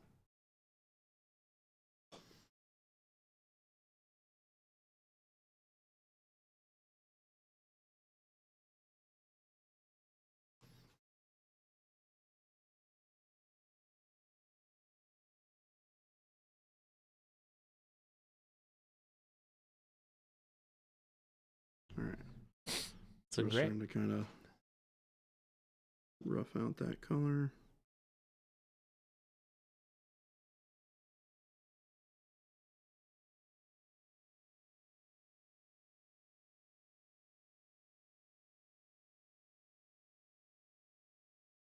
I like the difference between these two models. Yeah. They have a very different kind of like feel to them. Yeah. Same skin, Same skin, but different. Similar workup. Different, yeah. I forgot that the original one had whitish hair. Yeah. Yeah. Been good.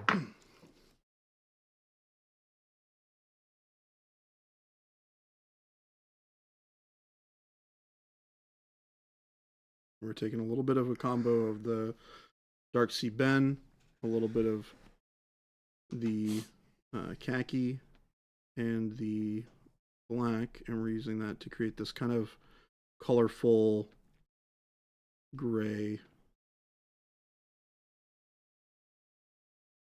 here for the hair.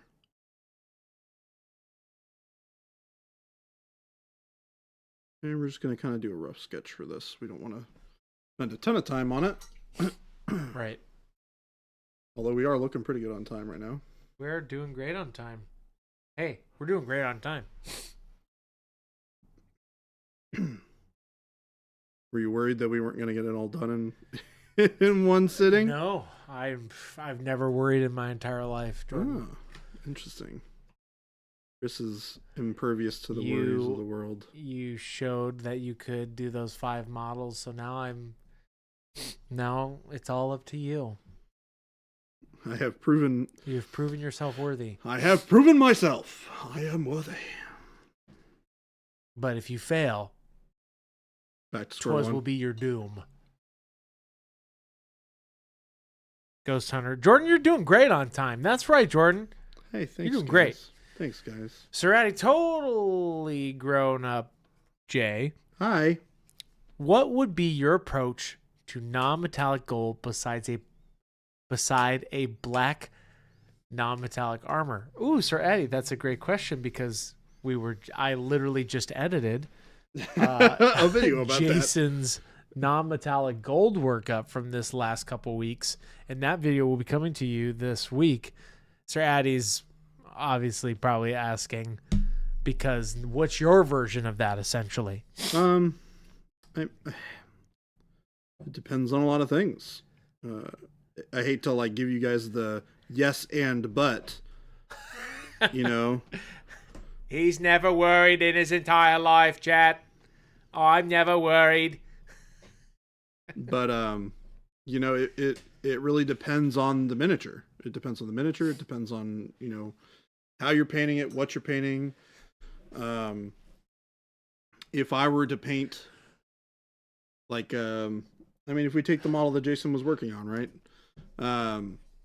If I'm using a cooler black armor, so if I'm using a lot of like blues and greens when I'm working up the black armor, then I would stick with blues and greens when I'm building up the gold. So I would do a cold non-metallic gold.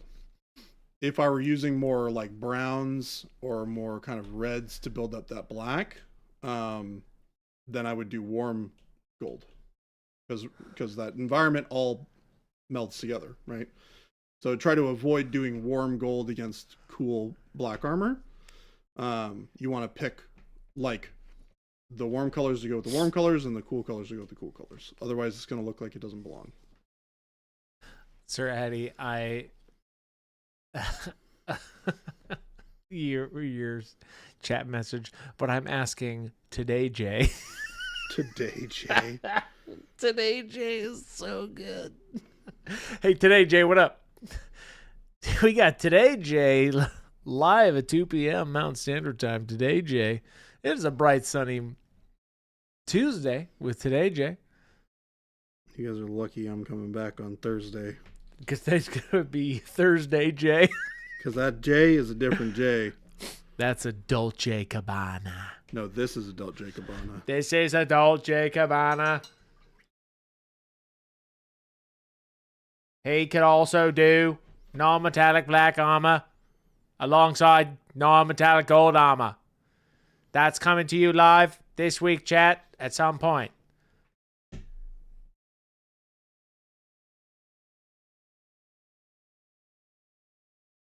All right, what color are we doing the eyeballs?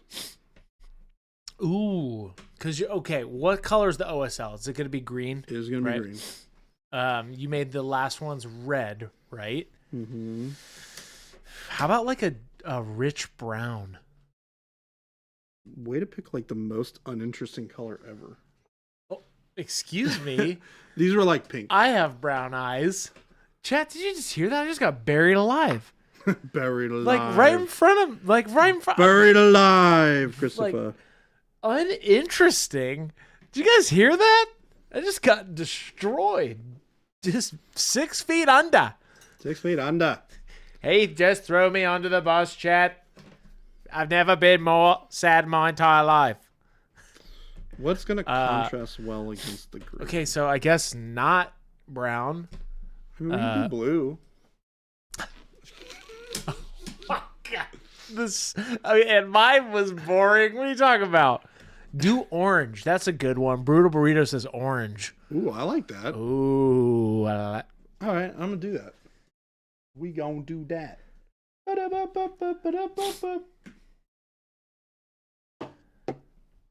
Chowder. Chowder. Say right, Frenchie. Chowder.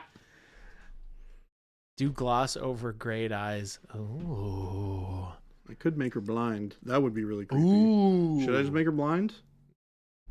But Do you'd the have gray? to do like cataracts blind, where it's like you start gray, to see milky gray. but you'd have to do like the color underneath, but then do like a film over it. That could be kind of cool. Like she's blinded from the potion. You're welcome, chat. We'll see. Wad, I have brown eyes as well, Chris. Yeah, Wad, did you hear that? He just destroyed us. I have brown eyes too. You freaking goobers. Get him out of here. Get him out of here. We're going to send Baby J to the moon.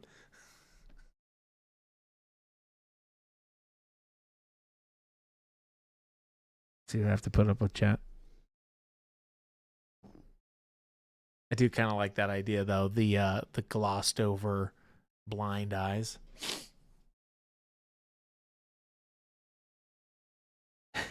Deadbeat artist. She had to become blind in order to see clearly.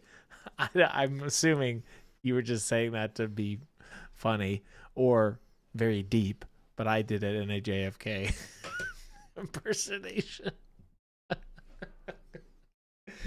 Oh, it's not good, chat.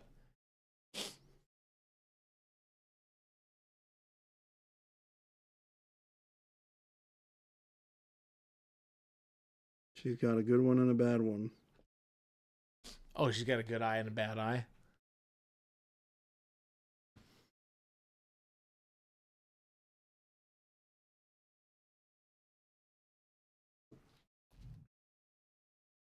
This is gonna look freaking weird. Source, you guys know that being blind doesn't affect the color of the eye, right? Yes, we're talking about like that film that goes over eyes. I don't know if that's actually, I think that's cataracts, or I don't know what that's actually called, but more of like having the film over the colored of the eye. Just her just being like losing her eyesight from something like that is what we're going for here.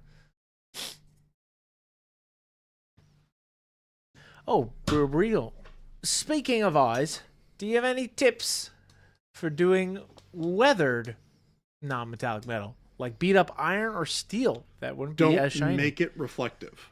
Oh, Paint it like other stuff and use a lot of texture. Like when we're talking about like painting non-metallic metal, you want it to be nice and smooth, and you want it to be really reflective. You have a very short distance between the darkest dark colors and the brightest brights. When you have more rusty, beat up metal or less finished metal, you will not have the same reflectivity properties. So if you look at like cast iron versus a steel pot or pan, that's a like great example, right? They're both made out of metal. One is just polished, the other one is not. Brannigan's brushes rating with 42. Mr. Welcome Brannigan. in, Raiders. Well, hello there. Baby J's painting up a witch today. Excuse me, my name's a Jolt J. A Dolce Cabana. Yeah, he's doing all right. Welcome in, Raiders. Thank you for tuning in. Brannigan's brushes. Thank you so much for that, Ray. We always appreciate that. Good to see you, bud. Welcome in, everybody. I hope we you're are doing well. very well. Thank you for asking. We are doing a witch workup with some essentially with some OSL on Thursday. We were just talking about some non-metallic metal, but we're doing some OSL and a classic witch workup today and picking this up again back on Thursday. Got a little time left. Brandon's Brushins. Good to see you, crew. Loving the witch so far, Jordan. Thank you. He actually got to see the original one while it was getting painted. That's right. What would you use? Oh, this is a good question from Lumberbean. What color would you use with Noosh on yellow? I'm looking to paint some Imperial Fists. I mean, same color I would use on pretty much everything else. Black and brown mixed together. You could use black brown, or you could use black transparent and brown transparent mixed together. Also a good option.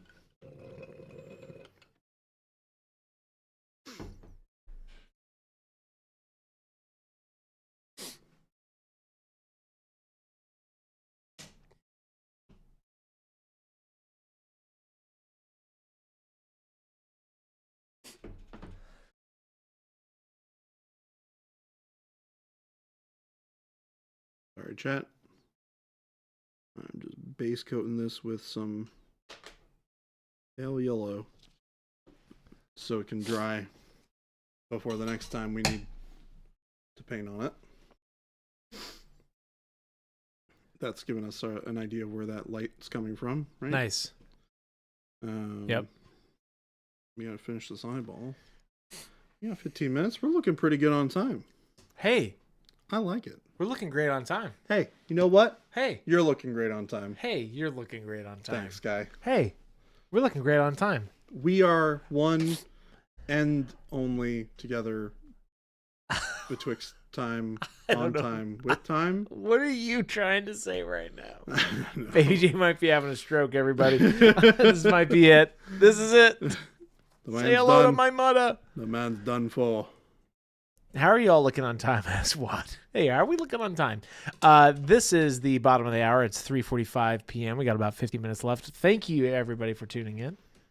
You are just now tuning in, or you were joining by the Raiders of Brannigan's Brushes. Welcome. Painting up a witch today. All right, doing some glazes. Oh, some glazes. Bringing in that warmth again. But hey, wait about your time.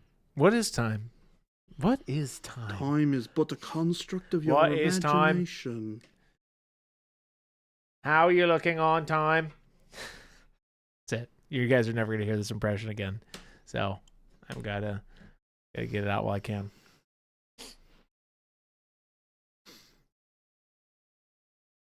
These nice little spots of saturation we're making with the wash.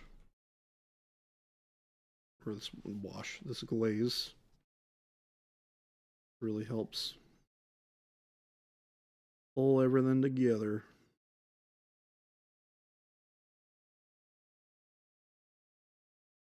What? Chris, are you okay? Oh, I'm just over here cracking myself up, chat. Oh, I'm worried about this guy. Me too. This guy, I don't know. What'd you guys do to him? I just was thinking of something funny, chat. I'm not going to share it with you. I'm going to keep it in my mind. Because I can do that. Because I can do that. Nice. Well done, sir. Well done, chap. This is looking great. I'm glad you approve. Oh, you thought that was funny. What if I said this was looking horrible? I'm glad you approve.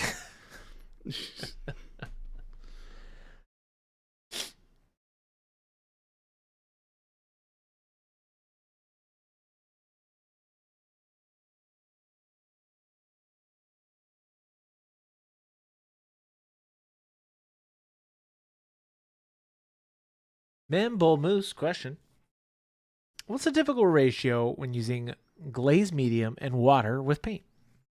That really depends. If you want a wash, so I'm assuming you're talking about glaze and wash medium. If you want to wash, you're usually going to be somewhere in the realm of like, I don't know, 2 parts or 1 part paint to 4 parts glaze and wash medium, and then enough water to give you a good wash consistency. So in other words, it gives you good flow. It's not super water, but it flows onto the model well and it stays where it belongs. So you don't want it to be so fluid that it's dripping around everywhere and flowing super fast, but you do want it to flow on the model pretty well. So I would say maybe another 3 or 4 drops of water on top of the 1 and 4. And then for glazes, we're looking at even more glaze and wash medium and water to get to the point where you can get a nice thin application. The glazes you want to paint on, you don't want to pool on or like have them flow onto the model. So they have a different sort of function, as it were.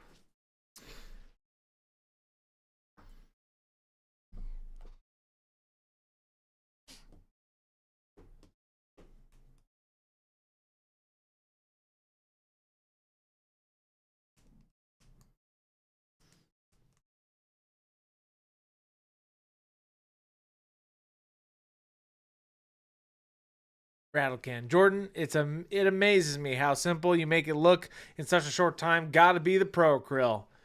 It's a little bit of both. It's a little bit of both. Mainly Baby J and mainly pro krill all at once. We are the collective pro krill. It's all in the bottle. Magic in the bottle.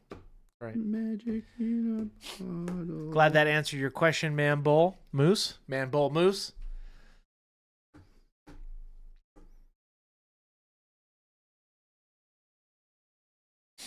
We are just about getting to that time, chat. We're almost there, Chet. We're almost there. Don't worry. Baby J will be back with us on Thursday. Don't you So worry. don't you fret. Tomorrow we'll have Jason going back into the decals of the tank. Today we have Baby J. Tomorrow will be Jason. And then Thursday will be Jason. Nope. Jordan. Ha, that was a question. Ha, that was a quest. Ah, I'm losing my mind. That was a test, not a question. Oh, my. I'm losing my mind. Good job, Chris. You've done well. Except for that last little bit where you screwed it up. Yeah, I might have just phased out of existence and came back. I'm back, chat. Phased out of existence Like, oh, and came no. back.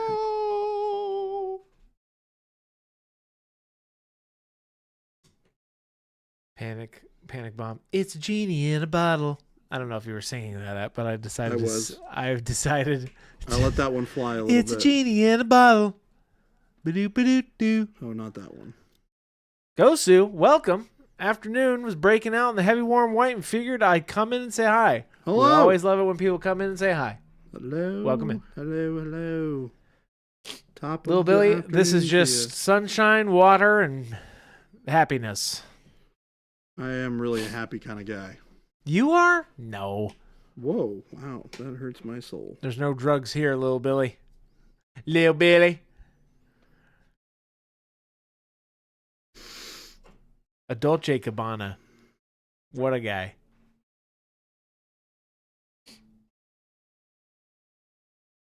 So what do we do? What have we done today, Jordan? We took a model from nowhere to somewhere. Okay. Break it Okay. down for me. I'm going to break it down for you guys. So today, we basically did the pre-painting part of doing OSL. So OSL is a process by which you apply not reflective light, but cast light from a particular object that's emitting light onto another object or person or thing or what have you. In this case, it's going to be onto the left side of the witch's face, right? The side that is currently in darkness, but will not be on Thursday. But to do that, we want to have sort of the rest of the model painted, or at least the rest of the parts that we care about in this specific instance for this tutorial, which is basically the other parts of the face, a little bit of the head, some of the metallic bits here, the hair, just to kind of give us a little bit of a basic understanding of what the rest of the face is supposed to look like. And then we have a really dark section here, which is where the light is going to be cast onto. Nice. And then, on Thursday, we're going to be doing the OSL parts. So it's going to be really fun. I'm excited. I hope you guys are. Defresh, quick yes or no. Metallic paint on a wet palette. Yes. Totally fine. You're gonna be fine. I can use metallic paints on a wet palette and have it be totally fine. We can also use metallic paints on the moon. But we will not be totally fine. Because we're on the moon. That's great. You're welcome. Just making this eye a bit brighter. And then we're going to put a little dot. Even if you're just now tuning in, that's my JFK. I'm working on it. But this is the last time you'll ever hear it chat. So it'll live in eternity in this VOD. Source, I again challenge Baby today to do 40 clan rats in 2 hours. No. Can't do that. Won't do that. Won't do that. Nope. I mean, honestly, I probably could. 40 clan rats, 2 hours. They would be pretty rough. I'm gonna be honest. I don't know. 2 hours is not a lot of time. I would say You did those 5 Space Marines in 5 hours, or 5 hours, 2 2 hours. And I thought those came out great. they did turn out great. Yeah. Now, clan rats, that's a lot. Even if you were like speeding through it and not talking to chat. I've done like 50 orcs in 4 hours. You could do it, but the chat factor is like, because we have to Yeah. interact with you guys too. Otherwise, it would just be a time lapse of Jordan trying to do 40 clan rats. I think that would lot be of clan rats. hilarious if we just like got B-roll of me doing that. Just go. I thought about it the other Put a day. timer. It's a timer thing. You could Just put a big old timer and say, you put a I'm timer going to start in the corner, and then all of these clan That's a rats very and get them done. like popular YouTube thing to do. It's Mm-hmm. like, oh, let's speed paint this, and then they put the timer, and Yeah. then they do like a real time thing, which could be kind of fun. I would say you give me 6 hours. Now, here's a question for Jordan: do you like speed painting? And I say that in a way of, because you're obviously, you paint fast and you paint well. Mm-hmm. Do you prefer, in a general sense, because I know this is a kind of a loaded question, do you prefer to do that for your armies, or do you prefer to go all in, or do you just want to get them painted on the table? I like to get stuff painted on the table. Yeah.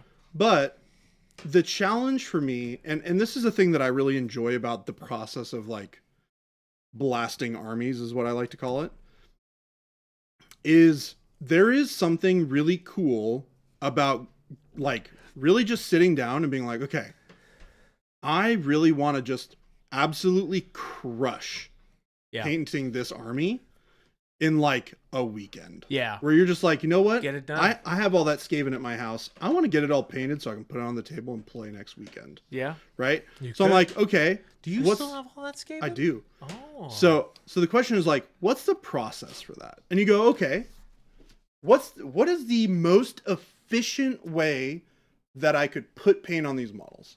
And then you just go through the exercise. You go like, okay, well, I can probably just do like a random like flush tone where all of the rats are going to be the same color. Because normally you'd have rats that would be like, you'd have this like slightly brown rat, you'd have a gray rat, and then you'd have like a tan rat, and you'll have a little bit of variation. Well, one of the ways is just making them all look the same, right? You just make them all the same skin color, fur color, simplifies everything super quickly, right? And then you go, okay, what about the rest of the stuff? What other things on the model do I have to worry about? Okay, well, we have wood, right? So you have wood on their shields. You have like beat up metal, which is easy. That's just like some magnesium, or some Quick silver, stuff. quick Quick stuff, workups. right? So you go, okay, well, if the majority of the model, oh, and then you have the cloth, right? So you go, okay, if I use like a bright skin tone color, I can base coat all the rats in one color. And then I use these other colors in a transparent fashion to utilize this zenithal that I'm going to put on it of the skin tone color, and then just paint them all and then throw a wash on them. Yeah. Like that's what I did with my my orcs for Middle Earth. Is I spent, I don't know, 8 hours total painting like.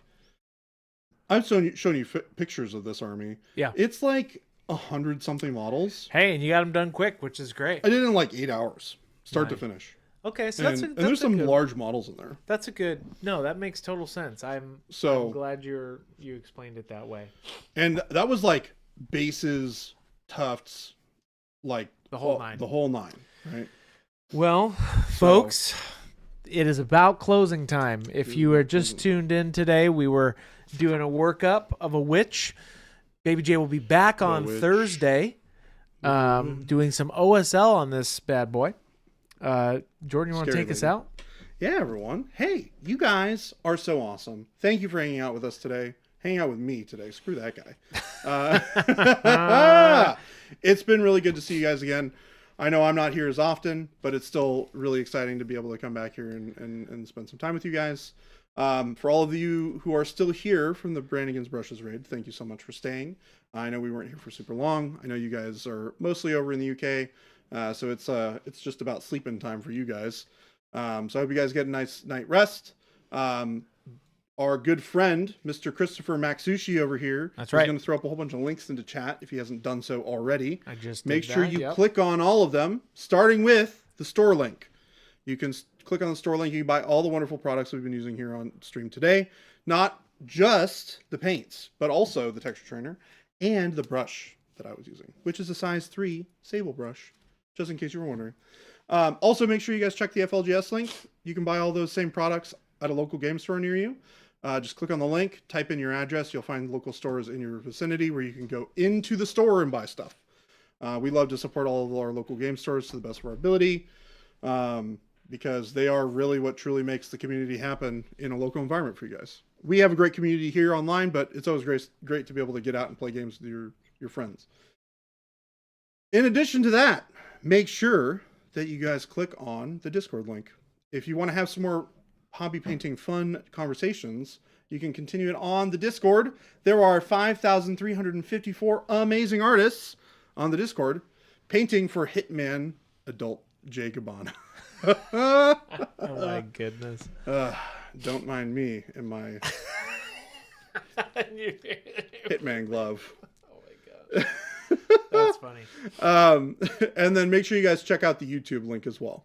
Tons of tutorial video content over there. We're adding to it constantly. You guys can check all the VODs for all of the old not old stream, but the past stream, if you guys want to catch any of those. When it comes close to Thursday, if you guys want to get a recap of what happened today, you can rewatch the stream before Thursday happens. That's it for us. Don't forget, we stream Monday through Friday from 2 p.m. to 4 p.m. Mountain Standard Time. Jason will be back tomorrow, and then I will be back on Thursday. Yep. So make sure you guys set your schedules accordingly. Other than that, that's it, guys. Take it easy. Tomorrow, we're going to find somebody to raid. Enjoy the rest of your evening, guys. Bye.